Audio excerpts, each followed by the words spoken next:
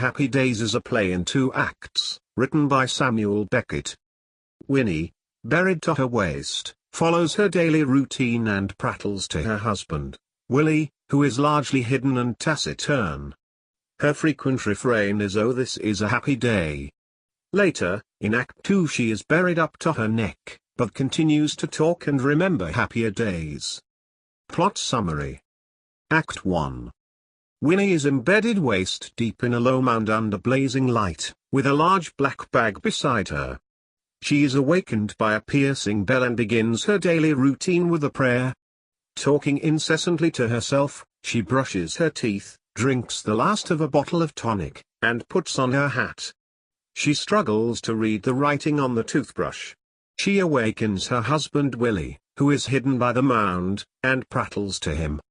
He occasionally responds with headlines from his newspaper, one of which reminds her of her first kiss. They both look at an apparently saucy postcard. Winnie explains that Willie's listening enables her to go on talking, and is delighted when he responds even briefly to one of her many questions. From her bag she pulls out a revolver, recalls how Willie asked her to take it away from him, and puts it on the ground beside her.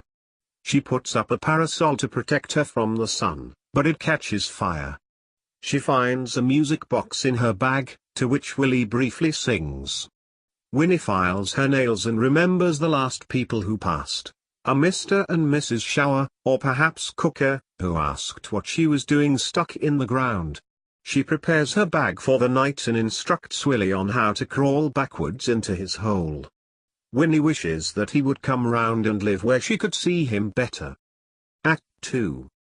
Winnie is now embedded up to her neck, still wearing her hat, still with the bag and revolver beside her.